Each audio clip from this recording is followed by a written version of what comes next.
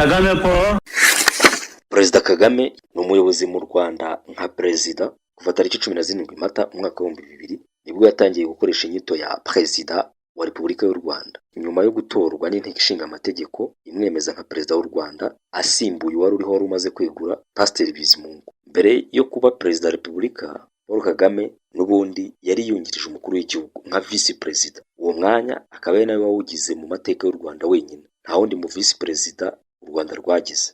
Aya mateka amaze kubakwa na Perezida Kagame arangwa n'imiyoborere yihariye y'umwihariko we, ku buryo ubu ari imiyoborere imwitirirwa kuyobora nka Kagame nk'uko abanyamahanga babivuga. Ibi nibyo bituma benshi bagira amatsiko ndetse bakifuza no kumenya Perezida Kagame uwo ari we. Umuntu nka Perezida Paul Kagame umaze igihe kingana gutyo ayoboye igihugu nk'u Rwanda nacyo gifite amateka yihariye, ntabwo kumuvuga mu minota no mu masaha byaba bihagije, kuko ni umugabo umaze kujya mu nyandiko nyinshi z'amateka y'u Rwanda. Ni umugabo wavutse mu 1957 avukira mu Rwanda. Perezida Kagame ntiyakuriye mu Rwanda kuko kubera impamvu z'amateka yakuriye mu gihugu cy'amahanga, mu gihugu cya Uganda.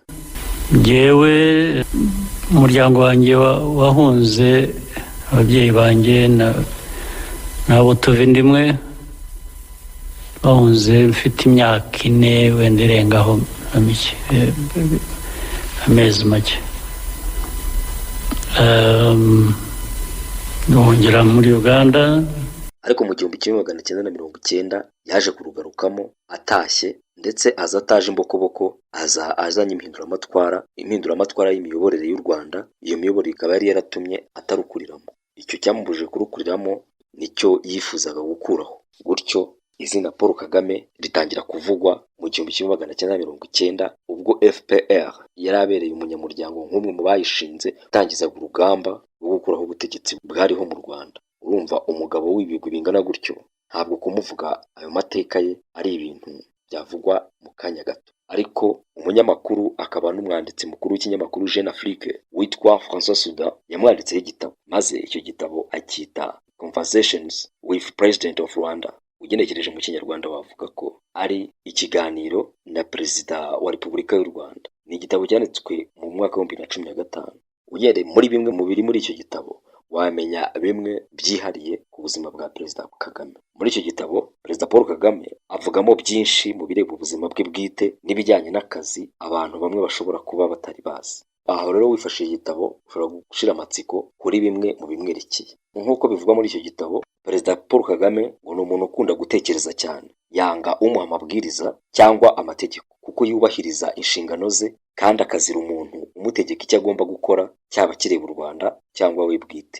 Avuga ko yemera ubutabera n'ubwubahane, akubahira umuntu uko ari, kuko adakunda na gato gusuzugura abandi. Perezida Kagame akiri muto yari afite inzozi zo kuzatwara indege cyangwa akaba engineer. Gusa nubwo amateka yatumye inzozi ze atazigeraho, wishimira kuba uwo ari we. Ntatandukanye n'abandi mu kugaragaza ibyishimo bye, yishimira intsinzi, ariko kugera ku byo yiyemeje bikamushimisha kurushaho. Hari abantu bafatwa nk'intwari nka Alexandre Logara, abantu baharaniye impinduramatwara nk'umufaransa Maximilien Robespierre n'umunya-Argentine w'umunyakiba Ernesto Che Guevara, bamwe mu bayobozi baba bashaka gufataho urugero. Perezida Kagame avuga ko yagiye asoma ibibavugwaho agafata n'umwanya wo gusesengura ibitekerezo byabo, ariko iyo umubajije umuntu w'intwari yafataho urugero asubiza atazuyaje ko ntawe.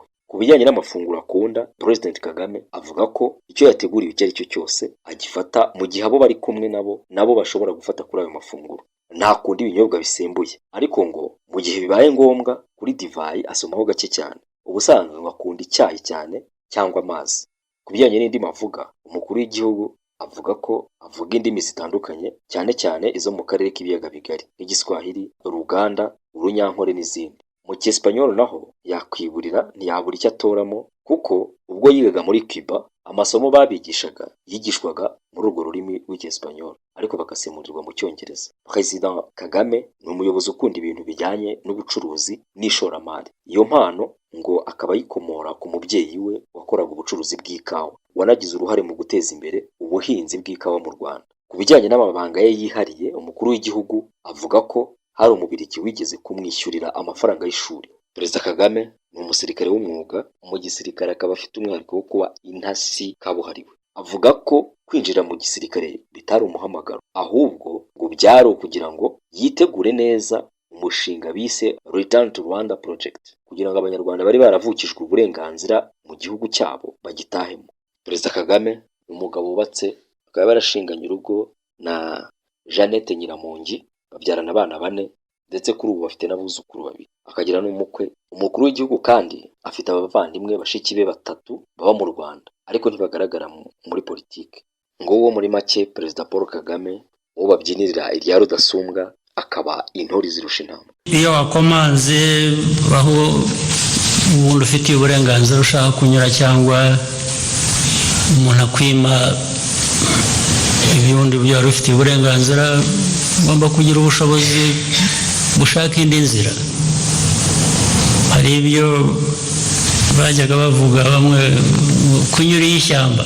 Kunyura ishyamba ubwo naho inzira nziza ubundi bitashobotse ngo uyinyuremo ya kaburimbo, ariko igomba kugenda uragenda urira imisozi ukanyura ishyamba ukagera iyo ujya. Iyo kaburimbo itakoze, y'amabisi n'amamodoka atwara abantu wowe bakubujije kunyuramo, unyura ishyamba ukagera iyo ujya. Twanyuze ishyamba twageze iyo tujya. Ubwo rero